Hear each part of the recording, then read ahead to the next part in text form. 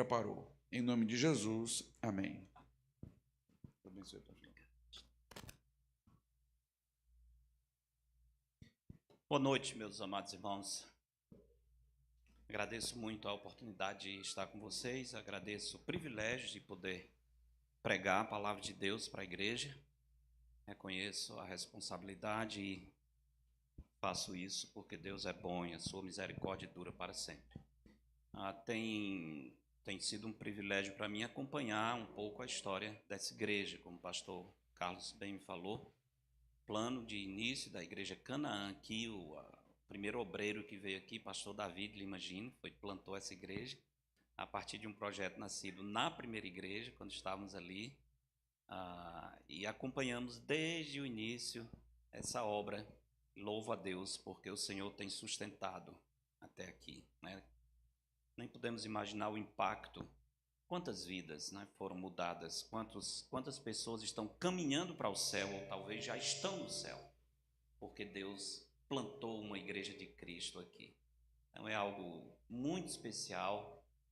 Ver uma igreja plantada, resistindo ao tempo, é uma bênção que nós nem temos como descrever. Fico feliz, me alegro de ver a obra do Senhor prosperando aqui. Para mim é um prazer falar sobre o céu. Tenho falado sobre o céu muito, alguns estão me chamando o homem do céu. Recente eu conheci uma missão, eu já conhecia de nome, mas tive o privilégio de sentar à mesa com alguns diretores de uma missão que tem 9 anos que existe no norte, lá em Manaus. Estão querendo expandir um pouco agora para Boa Vista e querendo fazer uma parceria. Temos um piloto, né, lá, o Júnior, que vocês conhecem. Estamos na projeto de adquirir uma aeronave, né? Imagina isso. E esses irmãos chamam Missão do Céu. Eles trabalham especificamente com aviação e o nome é muito sugestivo, Missão do Céu. Por quê? Porque eles usam as aeronaves para alcançar os locais distantes, lugares aqui no Nordeste é outro mundo, né? A gente não pode imaginar, por exemplo, 8, 9, 10 dias de barco para chegar em algum lugar. E lugares onde estão missionários que só tem notícias do lado de cá quando um avião chega, porque não tem estrada, às vezes nem mesmo tem rios que se aproximem de determinadas comunidades. Então, na região norte, a aviação missionária é uma realidade. Se tivesse o dobro de aeronaves missionárias, ainda não daria conta da necessidade. Estou dizendo isso só porque achei muito interessante o nome da missão, gostei de ver o projeto daqueles irmãos e a alegria de talvez participar com eles e ser mais alguém que faz uma missão do céu. Quando o pastor Carlos falou sobre o tema, sugeriu o tema, apresentando o céu aos perdidos, eu pensei, é a missão do céu, não é? Nós somos missionários do céu, nós somos cidadãos dos céus, nós estamos aqui, mas não somos mais daqui. Nós temos uma conexão com uma realidade onde está de fato a nossa identidade, que é a Nova Jerusalém, o lugar onde Cristo está, onde habita a glória do Senhor, o endereço de Deus, por assim dizer. E o Senhor Jesus diz, eu vos tirei desse mundo, vocês não pertencem mais aqui. Vocês continuarão por aqui para cumprir a missão do céu, mas vocês são embaixadores do céu. Foi então bom pensar nisso, porque pode até ser que na próxima edição do livro venha uma outra parte, né? O céu e a missão. E é bom lembrar que nós estudamos sobre o céu ou sobre qualquer outra verdade bíblica, não é simplesmente para ganhar informação, se bem que é bom, é confortante conhecer, mas é para que, através desse conhecimento, nós possamos ser uma bênção para os perdidos. E talvez a pergunta que pode responder e orientar os nossos pensamentos aqui é como apresentar o céu aos perdidos? O tema é muito vasto, mas eu gostaria de desenvolver 4 respostas, começando com a primeira hoje. Apresentando o céu aos perdidos, a melhor maneira para iniciar é apontando aos perdidos o caminho do céu. É muito bom pensar no céu, tão bom que eu escrevi um livro e eu digo para os irmãos, isso não é absolutamente, isso é quase nada em relação ao que a Escritura diz sobre o céu. E ainda reforçando que não estou falando aí quase nada sobre o novo céu e nova terra, isso é outra realidade. Estou falando do céu presente. Estou falando do que nós chamamos de estado intermediário. Estou falando do local onde agora os nossos irmãos em Cristo que foram promovidos estão. A convivência, como eles estão, com quem eles estão, o que eles estão fazendo, qual a relação que eles têm conosco. Então, concentrei nesse aspecto. Talvez alguém dizia, e o que é que alguém pode dizer sobre isso? A Bíblia fala tão pouco? Não, fala bastante. Nós é que achamos e criamos uma ideia pré-concebida de que a Bíblia fala pouco e ficamos perdendo a bênção de explorar esse assunto, que a Bíblia tem bastante informação. Mas, veja só, falar sobre o céu presente, a Nova Jerusalém, a morada de Deus, tem um impacto espiritual muito grande na nossa vida. Vou citar aqui a irmã Luciene, posso citar, né, Luciene, que está aqui, levante sua mão aqui. Essa querida irmã é cearense aqui do Cariri, mas ela morou um bom tempo lá em Boa Vista, Roraima, onde eu estou agora, né? Vocês sabem, não sei se sabem, não tenho obrigação de saber, mas há 4 anos eu mudei, eu deixei o nosso Nordeste aqui, comer baião de dois, molhadinho, né, com ovo estrelado, e fui para lá comer tambaqui com farofa, com banana frita. Se vocês lerem o livro, sabem que eu não tenho uma relação muito boa com bananas, mas enfim. Mas lá se come muita banana, muito tambaqui. O tambaqui é uma delícia, né? Aqui a gente fala de peixe, mas a gente não sabe o que é peixe, não. Quando chega lá é que você vê. Então, estou lá, mas estou falando assim porque a Luciene morou um bom tempo lá.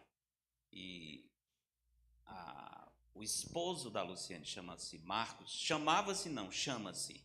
Não é porque às vezes a gente fala daqueles que foram promovidos e diz assim, ele se chamava. Não, ele se chama. Ele era. Não, ele não era, ele é. Então, não precisamos mudar, inclusive, a linguagem. Porque ele não deixou de ser. Ele agora é muito mais do que ele era antes. Ele é autenticamente quem ele deveria ser na presença de Cristo. Então, o Marquinhos, que eu conheci desde pequeno, meu pai foi missionário e pastor no interior do Ceará, e pastoreou a igreja em Orosi, e o esposo dela é de lá. Não conheci desde bem pequeno. Mas há pouco tempo, Deus promoveu Marquinhos para a glória. Primeiro o Egberto, o irmão, depois o Marquinhos, que é o esposo da irmã Luciene, e depois a mãe deles, a irmã Noslen. Imagina, os 3 no céu, a alegria. Eu fico imaginando a sequência, né? Chega o primeiro e depois chega a notícia. Está chegando aí, quem é? Marquinhos, onde é? Porta número 10, corre para lá que está chegando. Pô, são 12 portas, então eu acho que ele numera. Não estou inventando, está escrito, né? São 12 portas. Pessoal, o Cariri entra por essa porta 10, aí corre todo mundo lá, imagina a alegria recebendo o Marquinhos, que é a esposa da Luciene. E os dois alegres, e o Egberto apresentando o céu, vou te mostrar aqui onde é o trono de Deus, e fazendo aquele tour.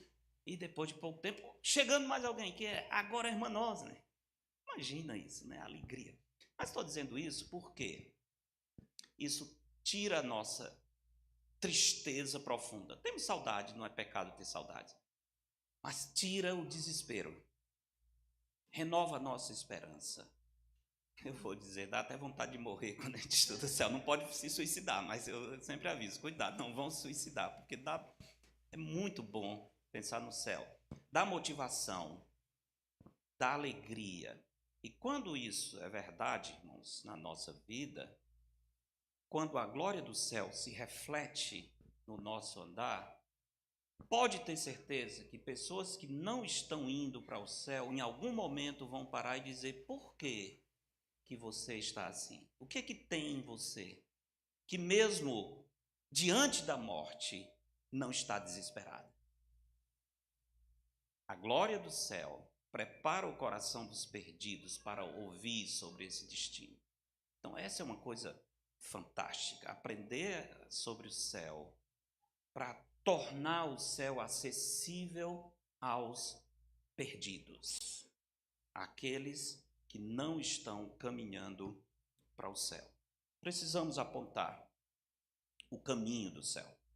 Por quê? Porque a Bíblia diz que após a morte, quando a verdadeira vida começa, todas as pessoas, sem exceção, se depararão somente com 2 caminhos: o caminho da vida, o céu, Quebrei não, né, pastor? Só.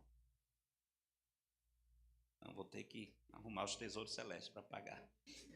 Caminho da vida, ou caminho da morte, ou botando em um termo bíblico difícil de pensar, o inferno.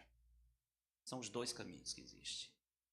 Não há uma terceira via. Precisamos apontar o caminho do céu, porque se perto de nós alguém não estiver caminhando para o céu, não precisa perguntar para onde ele está indo. Nós já sabemos, infelizmente, sabemos. E nós não podemos simplesmente saber como alguém está indo para um lugar tão maravilhoso, tem tanta segurança, tem paz diante da morte e não compartilha isso com alguém que não tem a mesma esperança. Então, o conhecimento do céu, irmãos, pode ser e deve ser extremamente prático e motivador para a nossa missão de fazer discípulos. Não há uma outra oportunidade ou possibilidade senão esses dois caminhos. Além disso, a Bíblia diz que depois da morte segue-se o juízo. Isso é, a escolha do caminho a ser seguido deve ser feito antes da morte. Além disso, a Bíblia também diz, isso nos entristece, mas é verdade, a Bíblia também diz que a grande maioria das pessoas está no caminho da morte. Há um campo vasto para ser semeado. Há dezenas, milhares, milhões de corações sedentos e pessoas perdidas que não estão indo para onde nós estamos pela graça de Cristo. Não estão indo para o céu. Se não estão indo para o céu, ao nosso lado, nós temos milhares de pessoas indo para o inferno. Pense nisso. Indo para o inferno. É difícil. Eu li sobre alguns pregadores puritanos que a história diz que eles, quando pregavam, eles nunca conseguiam falar a palavra inferno, chorar. Eles não admitiam que alguém usasse o termo inferno ou brincasse com a ideia. Você não pode brincar com a ideia dessa. Pessoas estão indo para a perdição eterna. Você está indo para o céu? Vai sozinho? O que você está fazendo para que esses perdidos terminem onde nós terminaremos com Jesus Cristo? Você tem lutado pela vida desses que estão perdidos ao seu lado?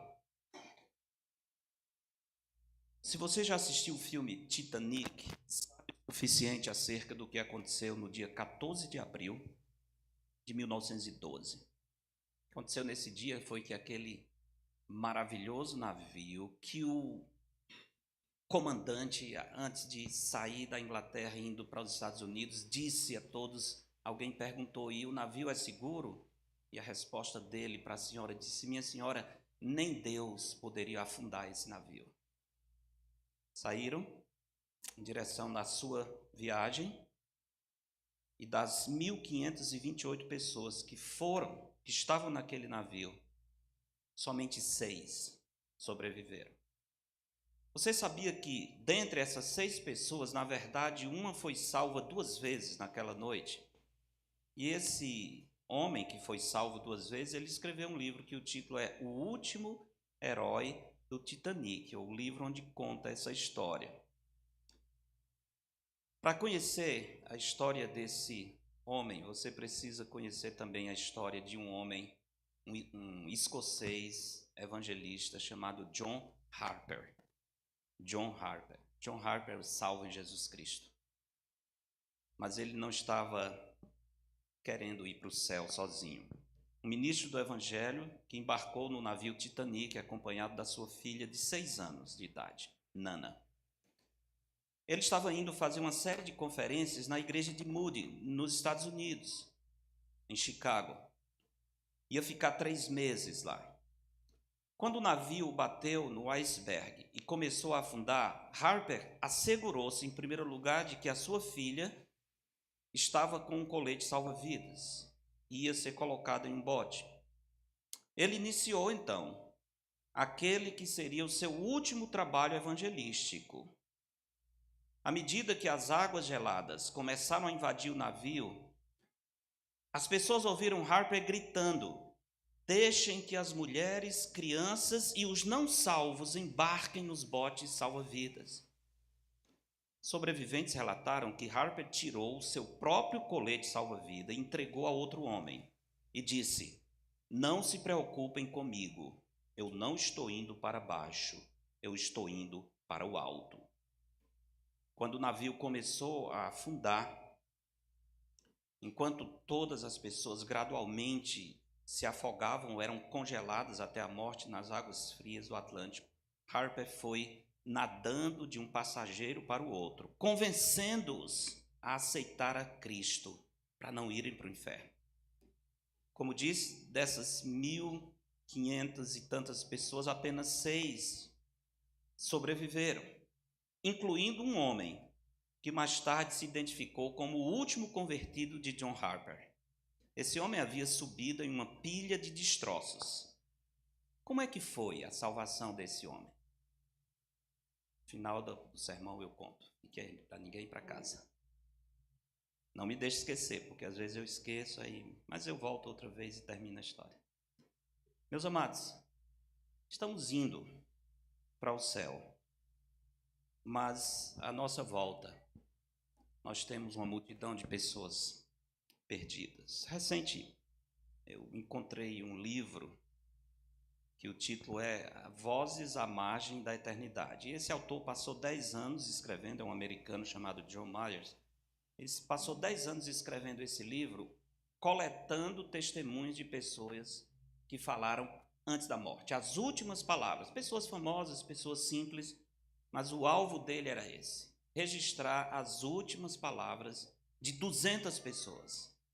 E é muito interessante, mesmo homens que não têm nenhum temor do Senhor, como Aldous Huxley, que era um ateu combativo, terrível, ele dizia assim: nós devemos viver como se estivesse sempre às portas da morte, devemos pensar como se estivesse no leito de morte.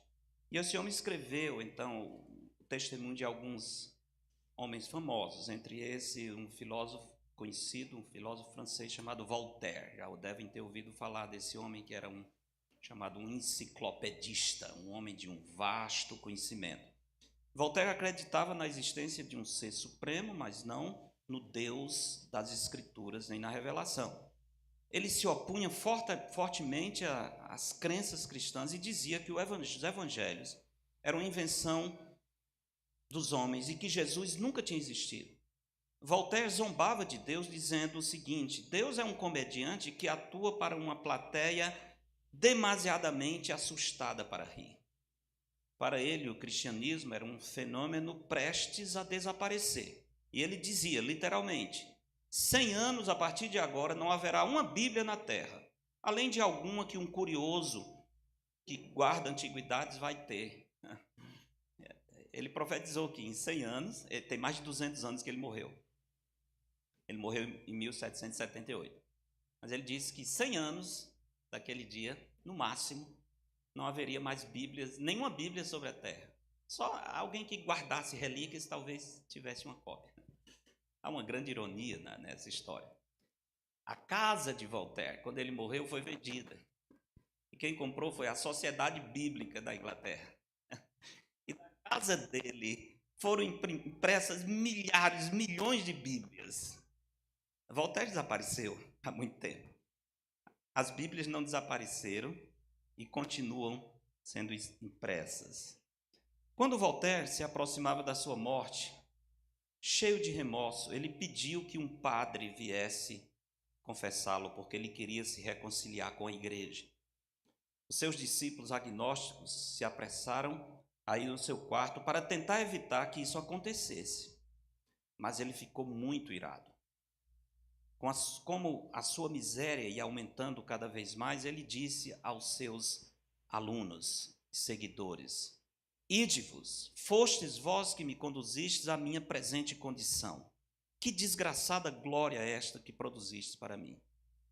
Voltaire sentia-se tão torturado que rangia os dentes numa raiva imponente ou impotente contra Deus e os homens.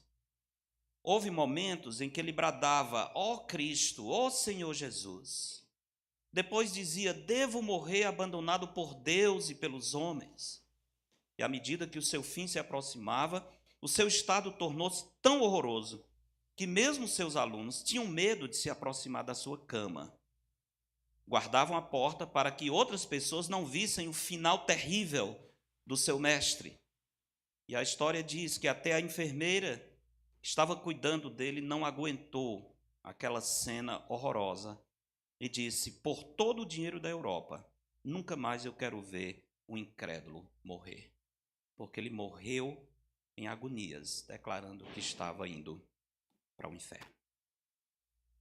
Amados irmãos, sem Cristo essa é a realidade. Devemos apontar o caminho do céu e devemos fazê-lo de acordo com o Senhor Jesus. Então, queria hoje, assim, não vai ter a leitura bíblica não, né? Se acalmem, vai ter sim. Senão vocês vão dizer que eu preguei e não abri a Bíblia, né? Mas queria ler e meditar com vocês um texto sobre o caminho do céu, talvez um texto extremamente simples, que possa ser surpresa para uma conferência como essa. Mas é o Senhor Jesus Cristo falando sobre o caminho do céu. E é bom ouvir o próprio Cristo dizendo como é esse caminho. Isso vai nos ajudar a apontar o verdadeiro caminho do céu. Porque eu devo dizer aos irmãos que, embora muitos estejam perdidos, infelizmente ainda há falsas vozes dando falsa segurança às pessoas. É importante que nós apresentemos a verdade. Eu sei que a verdade de Cristo, às vezes, é repulsiva aos ouvidos do mundo. As pessoas preferem ouvir coisas mais amenas e às vezes nós caímos nessa ilusão de que talvez devemos ganhar o ouvinte dizendo algo que agrade aos ouvidos. Não, meus irmãos, nós devemos dizer a verdade. Não precisamos castigar ninguém com a verdade, mas jamais subtrair a verdade. Não existe outro evangelho. Queremos pessoas que vão para o céu, então precisamos apresentar o evangelho de Cristo. É bom que Jesus apresenta o caminho do céu para nós. Mateus capítulo 7, 2 versículos que nos ajudam a entender como apontar o caminho do céu e como persuadir os perdidos a seguirem por esse caminho. Mateus capítulo 7, verso 13, um texto que está inserido no Sermão do Monte, diz, Mateus 7,13, o Senhor Jesus diz: entrem pela porta estreita, porque larga é a porta, e espaçoso o caminho que conduz para a perdição, e são muitos os que entram por ela. Mas estreita é a porta, e apertado o caminho que conduz para a vida eterna, para o céu. E são poucos os que entram por ele. Aqui Jesus nos apresenta de modo simples, claro, como apresentar o caminho do céu para os perdidos. Em primeiro lugar, eu acho que o Senhor apresenta a necessidade de entrar por essa porta estreita, a necessidade de entrar por o que ele chama de porta estreita. O texto começa com uma ordem: entrai, imperativo, entrem. Se querem sobreviver, obedeçam. Não é uma questão de talvez, não, entrem. É necessário que vocês entrem pela porta estreita. Jesus apresenta esses dois caminhos e ele deixa bem claro que só há esses dois. Todos vão seguir por um desses, não há outra opção. São caminhos diferentes. Aliás, na Escritura, sempre que o Senhor apresenta esses caminhos, nós vemos duas opções excludentes, ou um ou outro, não há outra opção. Por exemplo, o Senhor falando através de Moisés, despedindo-se do povo em Deuteronômio 30, diz: vê que proponho hoje a vida e o bem, a morte e o mal. São sempre duas opções. Jesus fala sobre a escolha de um só mestre, um só Senhor. Ninguém pode servir a dois senhores. Dois.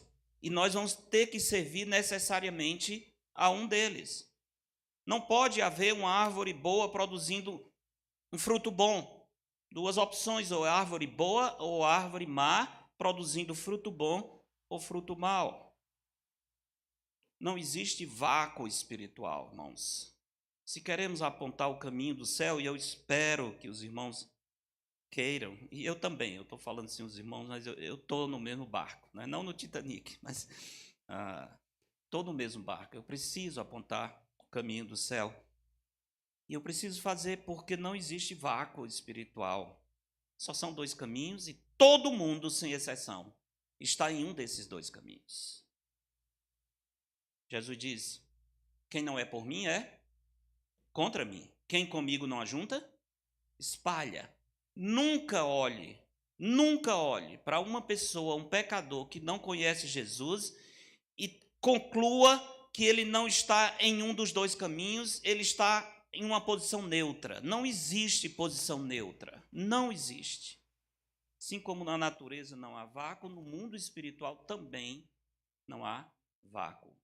Se você conhece alguém, se você convive com alguém, cruza com alguém que não conhece Jesus como Senhor e Salvador, o único caminho para o céu, pode concluir com absoluta certeza: essa pessoa está no caminho da morte. E se seguir assim, e não resolver essa questão antes da morte, não há outra opção. Então vemos aqui a necessidade. Nesse início do verso 13, também Jesus apresenta o modo como devemos entrar. Entrai é uma ação completa, é um ato completo, não é uma coisa contínua, não é algo que você continua entrando ou experimentando, não, ou você entra ou não entra. O aspecto verbal traz essa ideia, um ato completo, consumado, que não se repete. A pessoa deve dar um passo e não ficar simplesmente apreciando a distância. Jesus fala dessa porta estreita. Interessante, a ideia de estreita, porta estreita, talvez uma ilustração boa para compreendermos no nosso mundo atual seria uma catraca, né? Tipo o que há em, às vezes, determinadas portas, em ônibus. Hoje a gente não anda mais de ônibus, né? Mas andando muito de ônibus, tem aquela catraca. Que uma das coisas que a gente sabe é que só passa uma pessoa por vez. Eu lembro que, às vezes, jovem não vou dizer não, né? Tem muito jovem aqui. Mas eu vou dizer, jovem é bicho doido. Não. Até parece que não fui jovem, olha aí. Você não é não, irmão, fique tranquilo. Você é um sujeito equilibrado. Mas eu lembro, estou falando isso, que às vezes em Fortaleza, quando demorar, a gente, para economizar a passagem, e o cobrador também aí fazendo um conluio para subtrair o dinheiro do empresário, diz: não, passa os dois de uma vez. A gente se espremia para passar os dois na catraca. Às vezes não dava certo, porque um era mais gordinho do que o outro. Eu já vi pessoas desesperadas chegando na parada e ele entalado. Então, é um de cada vez. Essa é a ideia, é uma porta estreita. Jesus menciona também nessa frase o esforço necessário para entrar. Não precisamos fazer nada para seguir pelo caminho da perdição. Havia um folheto antigo que era muito interessante. Na capa dizia assim: o que devo fazer para ir para o inferno? Não sei se alguém chegou a pegar. Eu sou antigo, então já lembro de coisas que não existem mais. Apesar de só ter 20 e poucos anos, mas eu tenho memória de coisas passadas. Eu não disse quantos poucos, mas com certeza. E o folheto, a capa era: o que você precisa fazer para ir para o inferno? Aí você abria, não tinha absolutamente nada. Nenhuma palavra. E atrás dizia assim: nada. Ir para o inferno? Só siga o caminho que, infelizmente, nós já nascemos com a propensão a seguir. E deixados na nossa condição natural, nós vamos seguir pelo caminho da perdição. Então, Jesus mostra que é necessário fazer alguma coisa se nós queremos nos livrar da perdição. Precisamos tomar uma posição. Em Lucas 13, veja um texto paralelo a esse, onde há uma informação interessante acerca desse assunto. Lucas 13, 23 e 24. Lucas 13, 23 diz: Jesus passava por cidades, 22, passava por cidades e aldeias, ensinando e caminhando para Jerusalém. 23, e alguém perguntou: Senhor, são poucos os que são salvos? Interessante, né? São poucos os que são salvos? A resposta do Senhor foi: esforcem-se. Interessante o verbo. E o verbo aqui podia ser traduzido assim: agonizem, lutem, façam todo o esforço. É o mesmo verbo, por exemplo, que Paulo diz: todo atleta se esforça. Eu esmurro, eu batalho comigo mesmo. Aquela ideia de agonizar até a exaustão. Aplique as suas forças até a exaustão. Agonizem por entrar pela porta estreita, pois eu vos afirmo que muitos procurarão entrar, mas não conseguirão. Interessante isso, esforçar por entrar pela porta estreita. Isso significa salvação pelo esforço humano? Não, não é isso que Jesus está falando. Jesus está dizendo que para nos livrarmos das forças que nos aprisionam e levam para a perdição, nós precisamos entrar em guerra contra essas forças, contra o mundo, contra nós mesmos. Nós precisamos agir com uma certa violência para não sermos vencidos pelo pecado que tenazmente nos assedia. Aliás, em um outro texto, em Mateus 11, Jesus diz algo interessante, um versículo que eu sei que às vezes nós lemos e não entendemos muito bem. Mateus 11, verso 12, onde o Senhor diz assim: desde os dias de João Batista até agora, o reino dos céus sofre violência. O reino dos céus é tomado por esforço. E os que se esforçam, os que agem violentamente, se apoderam dele. Interessante isso. O que Jesus quer dizer com isso? Você precisa aplicar um esforço violento para se apoderar dele. Bem, especialmente no contexto aqui em Mateus, Jesus está pensando naqueles falsos mestres que nem entravam, nem deixavam os outros entrar. Eles tinham a chave da ciência, era para abrir a porta, mas eles não abriam a porta para as pessoas e dificultavam o acesso ao reino de Deus. E o Senhor está dizendo: se você quer entrar, você vai ter que passar por cima desses. Você vai ter que agir com uma certa violência. Vai ter um preço a pagar. A mesma coisa, irmãos, acontece hoje. Não com fariseus necessariamente, no contexto como de Cristo, mas hoje, igualmente, se não houver um esforço agonizante, as pessoas não vão entrar pela porta estreita.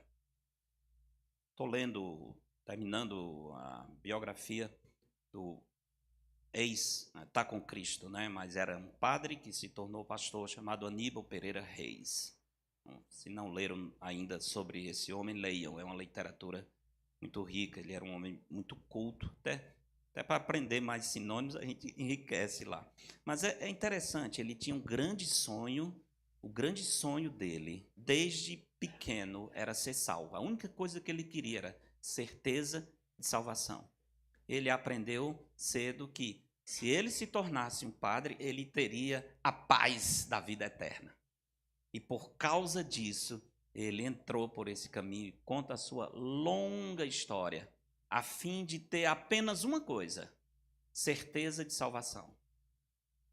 Nunca conseguiu, não é? Até que encontrou o livro sagrado, até que rasgou várias Bíblias no seu desespero espiritual, antes de render-se à Sagrada Escritura. Ele precisou agir com muita violência contra os seus pressupostos, contra a sua tradição religiosa, contra os seus mentores, para dizer: eu vou entrar pela porta estreita, eu vou tomar esse passo. E teve que pagar um preço também muito alto por isso. Mas Jesus apresenta, então, de modo muito claro: você precisa entrar na porta estreita, é necessário. Além da necessidade, Jesus apresenta nesses 2 versos a alternativa. alternativa à porta estreita. Vamos então imaginar que a pessoa diz, mas eu não quero. Tá bem, se não queremos ir pela porta estreita, nós vamos pela porta larga. E um caminho espaçoso. E Jesus diz que conduz para a perdição. E são muitos os que entram por ela. É bom estar indo para o céu, irmãos, mas devemos levar mais alguns conosco, porque muitos não estão indo. E o Senhor diz claramente que é necessário, então, discernimento para entrar nessa porta estreita. A entrada é imperativa, mas é necessário ter discernimento para fazer essa opção. A porta liga necessariamente a um caminho e esse caminho leva a um destino. O que o Senhor fala sobre essa porta larga e esse caminho largo? Ele primeiro diz que é um caminho fácil. É um caminho fácil. Porta larga, não há necessidade de nenhuma violência, nenhum esforço, nenhuma determinação, não. A porta convida por si mesmo. Simplesmente siga naturalmente e você vai entrar nesse caminho. Não, nenhuma renúncia, nenhuma preocupação com a eternidade, só curtir o momento e deixa as coisas acontecerem. Dê ao seu coração tudo o que ele deseja. Desça na correnteza da ilusão, sem considerar que nessa correnteza existe uma cachoeira grande. Enquanto estamos descendo pela vida despreocupadamente, em algum ponto tem uma queda d'água que vai chegar repentinamente, não tem nenhum aviso. E todos chegarão em um ponto assim. Todos chegarão. É um caminho fácil? É. Mas o caminho fácil nem sempre é o melhor. Aliás, em geral, os atalhos mais fáceis nos levam a resultados muito difíceis em várias áreas da vida. E nessa questão de eternidade mais ainda. Louco, hoje pedirão a tua alma. Lembra que Jesus falou para aquele homem? Uma grande colheita, tranquilidade, sombra, água fresca. Minha alma come, bebe e regala-te. Não tem mais com o que se preocupar.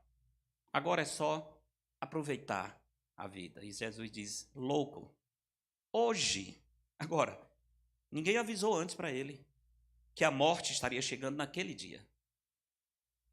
Hoje pedirão a tua alma. E o que tens preparado? Para quem será? Não tem como escapar disso. Não tem como escapar. A estatística diz que de 100 vivos, 100 morrem. Então, não sei se isso vai entristecer vocês, mas só estou dizendo que os números, os números não mentem, né? Dos 100 vivos, todos 100 morrem. Tá? E a estatística diz também que ela não manda aviso antes. Muitos se deparam com ela hoje. É preciso fazer algo urgentemente. O caminho da vida é estreito. O viajante leva consigo apenas a sua fé e o desejo de submeter-se a Jesus Cristo como o único Senhor, Salvador e Mediador. Ele precisa deixar de lado toda a sua bagagem. E por isso muitos chegam perto, mas não querem. Olham a porta, até ficam convencidos. Se eu não vou perecer eternamente, eu tenho que seguir por aquela porta. Mas eu preciso deixar minha bagagem, eu não quero fazer isso. E troca a eternidade por causa das coisas, os supostos valores que tem nessa vida. O jovem rico, por exemplo, lembra? Senhor, o que devo fazer para herdar a vida eterna? Jesus disse. Ele entendeu. Mas ele não seguiu o conselho de Cristo. E o texto diz, porque era dono de muitas propriedades. Saiu triste, o texto diz, até ele saiu triste. Ele entendeu claramente a mensagem. Mas ele pensou assim, o preço é muito alto. Não. Eu vou largar a minha bagagem, as minhas riquezas? Não. Eu vou largar a honra que eu tenho na sociedade, a posição, a maneira como as pessoas me veem? Não, de jeito nenhum. Absolutamente. Eu vou largar os desejos do meu próprio coração? Eu vou negar a mim mesmo? Não, é exigência demais. Olha, eu até gosto de Jesus e tal, mas também não pode ser tanto assim. Esse Jesus é muito restrito, né? É só ele, só. Não pode ser ele, mas... Não, é só ele. Não, então, As pessoas vão na conversa até aí, mas quando chega o ponto e diz assim, olha, aqui é exclusivo, não tem um dos caminhos, ele é o caminho. Aí a pessoa diz, não, eu até que gosto de pensar em Jesus, mas dessa maneira exige demais. Eu não estou pronto a deixar tudo. O caminho realmente é estreito.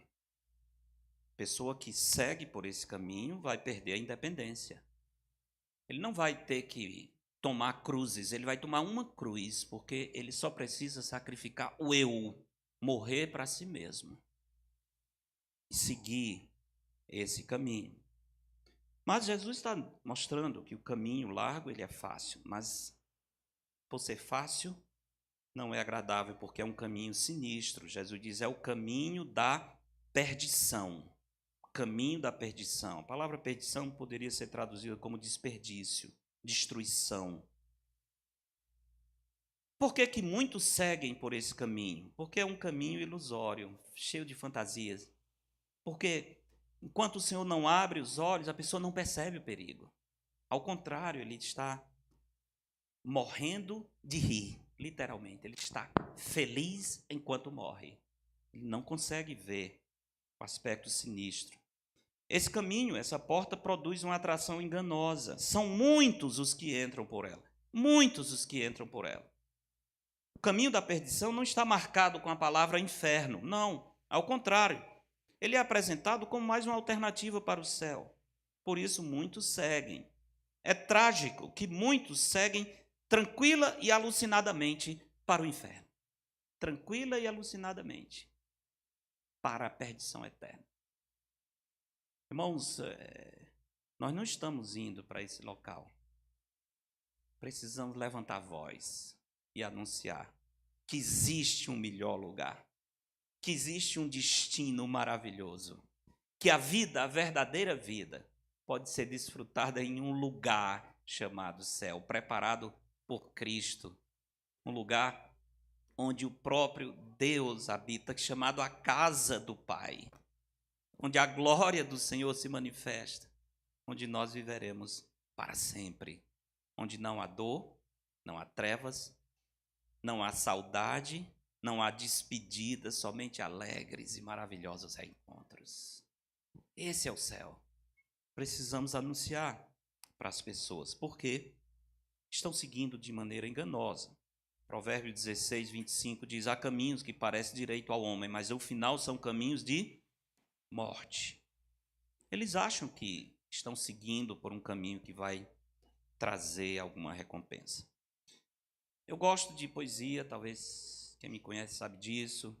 Não me tenho por filho de Belial, mas às vezes eu leio e curto poesias de pessoas que não são cristãs e músicas também. Não é qualquer música, não. Nem também não ando comprando e tal. Pastor mundano, não, senhor. Não. Mas por que eu escuto para aprender? Porque esses poetas, esses pensadores, esses músicos, eles apresentam na sua arte a angústia da alma humana. Todos sofrem uma angústia, mas nem todos sabem dizer de maneira tão clara como os poetas, por exemplo, como os compositores, como eles apresentam na sua produção a realidade de uma alma estrangulada, procurando algo que faça sentido. E para mostrar essa mensagem de maneira impressiva, eles compõem, eles esculpem, eles pintam, eles escrevem poesias. Eu acho que um dos grandes compositores, o pessoal do Ceará é bom nisso, né? Tinha a Turma do Ceará, e um dos maiores, eu acho, da música brasileira, chama-se Belchior. Até eu falei disso uma vez, o cara disse, o senhor parece com ele, né? Tá. Eu sou apenas um rapaz latino-americano, sem dinheiro no banco, com certeza, ele acertou.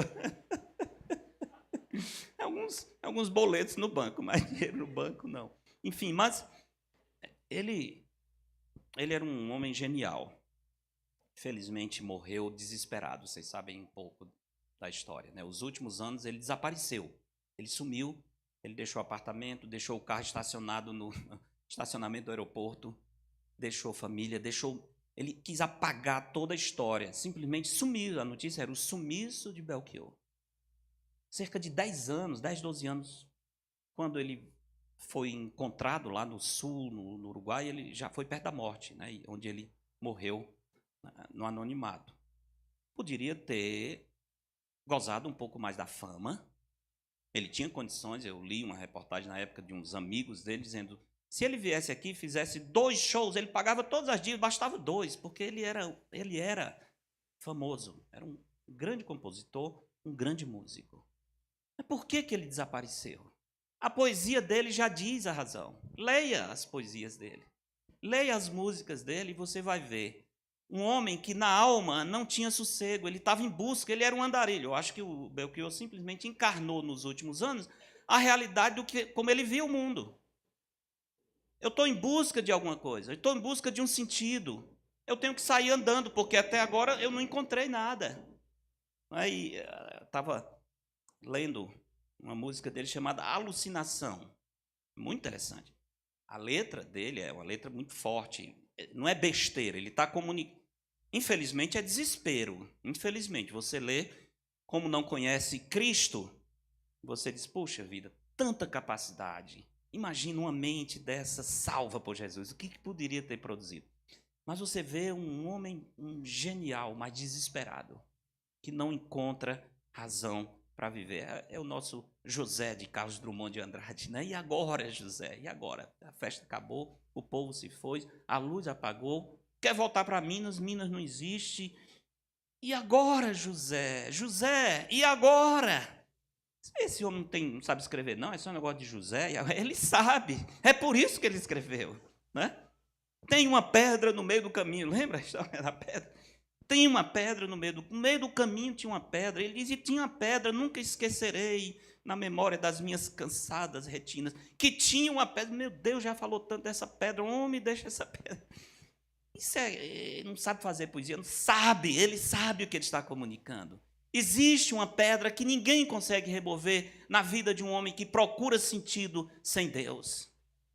Ele, às vezes, chega perto, mas tem sempre um empecilho. Ele nunca encontra esse ponto de satisfação, de integração de todas as coisas. Porque isso está em Cristo, é em Deus, Ele que converge todas as coisas. Mas nessa poesia, a alucinação, o Belchior diz assim, a minha alucinação é viver o dia a dia e a minha experiência com as coisas reais. É a realidade que me mata, que me esmaga. Se eu pudesse fugir da realidade, talvez teria um alívio. Não conseguiu fugir, terminou perdendo a vida. Em uma das suas últimas entrevistas, o entrevistador, TV Cultura, perguntou para ele, você quer deixar alguma mensagem para os seus seguidores, os seus fãs? E ele disse, literalmente, estou inventando não, vocês podem pesquisar na internet, vocês vão encontrar essas palavras dele. Ele disse o seguinte, para os meus fãs eu tenho uma mensagem, não me sigam, porque também estou perdido. Puxa vida. Não me sigam, porque eu também estou perdido. Meus irmãos, ele sabe expressar, mas qualquer um que não tem Cristo está nessa mesma condição. Se ele pudesse expressar como esse artista, ele também diria, eu estou perdido. Eu estou perdido. Precisamos anunciar o caminho estreito, a porta estreita. Precisamos persuadir, precisamos clamar, precisamos nos esforçar. Tudo o que for possível para anunciar aos perdidos, existe um destino eterno maravilhoso. Você não precisa se perder eternamente. Você não precisa se perder. Arrependa-se. Creia em Jesus Cristo, o Rei do céu. Da nossa parte, vendo isso do Senhor, nós podemos lembrar, irmãos, que não precisamos ter inveja da multidão, porque o rebanho que vai seguir o caminho estreito será sempre pequeno. Jesus diz, não temais ao pequenino rebanho, porque o vosso Pai se agradou em dar-vos o seu reino. Os homens amam as trevas, eles correm para as trevas como as moscas correm para o mel, e Jesus diz, é porque as suas obras são más. E às vezes só vão perceber isso quando não há mais tempo. aquele livro que eu mencionei, do 200 falas de pessoas nos últimos dias, tem de alguns homens conhecidos, como Julian Huxley, que era irmão do Aldous Huxley, um ateu muito ferrenho, morreu no dia 26 de 11 de 1963.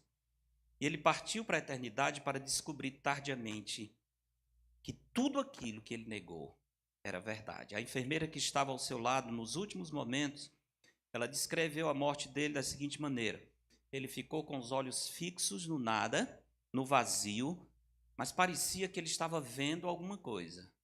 E de repente, deu um último suspiro e disse: então é verdade. E morreu. Puxa vida. O que ele viu nesse último momento que o espantou que era verdade? Não sei, ele morreu, mas a minha impressão é que essa exclamação, então é verdade, é uma forma de dizer, então eu estava enganado todo esse tempo. Tudo aquilo que eu disse que era mentira e ilusão, então é verdade. E o que eu vou fazer agora se eu não tenho mais tempo para mudar de rumo? É urgente, meus irmãos. Jesus mostra o destino da porta estreita. Estreita é a porta, apertado o caminho que conduz para a vida, e são poucos os que acertam com ela. Contexto que nos mostra que a salvação não será herdada por aqueles que simplesmente sentem a necessidade de escapar do juízo vindouro. Muitos tentarão por esse meio, mas não serão recebidos pelo Senhor. A entrada pela porta da salvação exige determinação, esforço agonizante. O modo como muitos apresentam às vezes o evangelho parece querer facilitar a entrada no céu. Mas é melhor falarmos a verdade e dizer: a porta é apertada, o caminho é estreito, há um preço a pagar. Vai custar alguma coisa? Para seguir a Cristo e ter a certeza do céu, vai custar tudo. Vai custar tudo. Você vai ter que tomar a cruz e morrer para você mesmo. Se alguém ama mais pai, mãe, mulher, filhos, mais do que a mim, não é digno de mim. Vai custar tudo. Senhor, mas eu posso ter alguém ou alguma coisa que número 1, eu boto o Senhor no número 2. Não. Eu preciso ser a prioridade na sua vida. Número 1 da sua vida serei eu. Eu sou Senhor. Você será meu servo eternamente. Vai custar tudo, mas vai dar recompensa eterna. Custa tudo, mas vale a pena, porque nós ganhamos um presente que vale mais do que o mundo inteiro, que é a vida eterna. Satanás, que é o mestre da ilusão, diz para as pessoas: não, segue pelo caminho da porta, do caminho largo, porque não custa nada. Não custa nada. Talvez no momento presente, em algumas circunstâncias, aparentemente não custe nada, mas custa a eternidade. O preço é muito alto, muito alto. Amados irmãos, precisamos conhecer o céu. Hoje eu não apresentei o céu ainda não, então vocês vão ficar fora do céu até amanhã. Amanhã nós vamos... Por favor, não morram antes de entrar no céu hoje à noite. Amanhã nós vamos entrar mais. Hoje eu falei sobre como apresentar o céu aos perdidos, apontando o caminho do céu. Amanhã a resposta vai ser apresentando a realidade do céu. E a partir daí vamos mais 3 momentos falando sobre o céu de maneira mais direta. Mas lembre-se disso. Nós não queremos só conhecer o céu, nós queremos nos alegrar a certeza do céu, mas queremos que isso impacte o nosso coração para ter compaixão dos que estão indo para o inferno e anunciar o caminho da salvação com toda a nossa força, por todos os meios possíveis. Querem ouvir o final da história? Tá vendo? É assim que deixa acordado o povo, né? Quando o navio começou a afundar, como eu disse, o John Harper, saiu nadando, passando em cada um dos passageiros que ele podia, convencendo-os a aceitar Cristo.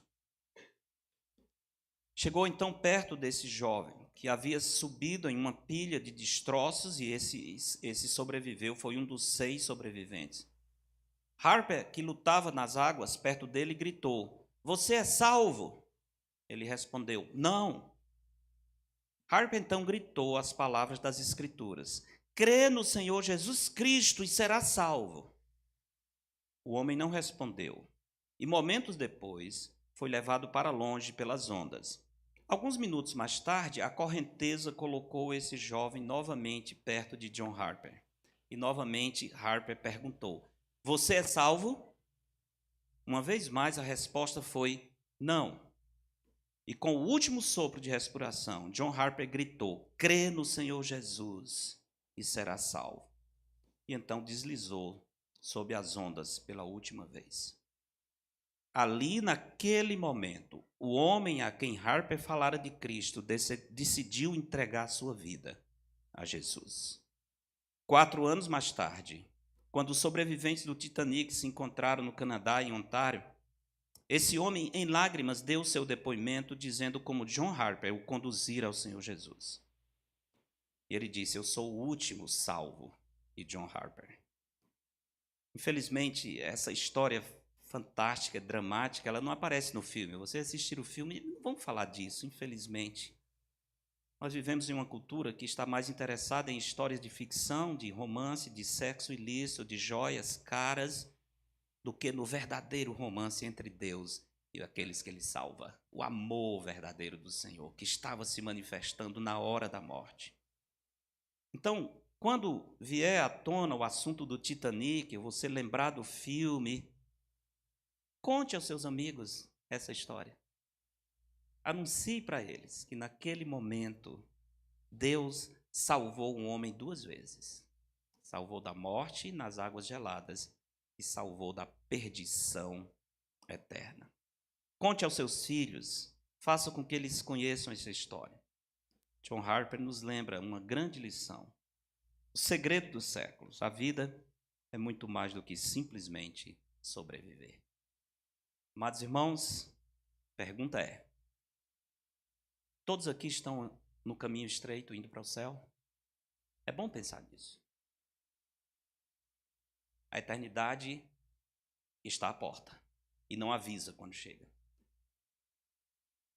Tenha tranquilidade de que você é um salvo, que você está no caminho estreito, que você um dia resolveu morrer para si mesmo e decidiu ter Jesus como Senhor da sua vida, que você com alegria é um escravo de Cristo, e você pode dizer: "Não vivo eu, mas Cristo vive em mim."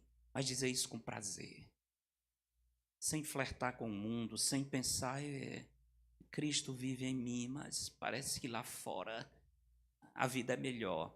Parece que a grama lá é mais verde. Poxa vida, Cristo vive em mim, assim, quase como um desgosto. Oh, Cristo vive em mim, estou indo para a glória, que tristeza. Imagina isso, que contradição. Cristo vive em mim, eu sou salvo, eternamente salvo. Pode tudo perecer, posso perder tudo, posso perder a saúde, posso perder a vida, mas Cristo vive em mim. Eu estou salvo eternamente. Todos aqui podem dizer isso com certeza, com segurança.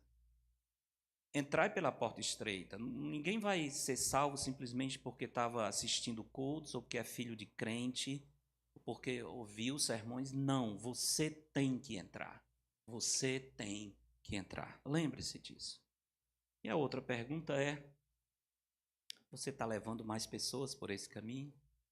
Você está anunciando às pessoas o perigo? Você acredita que ao seu lado tem pessoas perdidas? Pois aponte o céu para elas. Oremos. Pai amado, obrigado por sua palavra. Obrigado pela apresentação simples e tão poderosa do Senhor Jesus Cristo. E diz que temos que entrar pela porta estreita e nos livrar desse caminho largo que conduz à perdição e que, infelizmente, muitos, milhares, estão seguindo por ele. Estreita é a porta, apertado o caminho que conduz para a vida, são poucos os que acertam com ele. Senhor, que bênção que nós estamos entre esses poucos. Bendito seja o Senhor. Louvado seja o teu nome. Mas, Senhor, nos livre do engano e até do egoísmo, de estar nesse caminho da salvação, sem querer levar outros conosco e sem anunciar que Jesus salva. Nos faça admirar o céu para trazer outros conosco para esse local. Em nome de Jesus. Amém.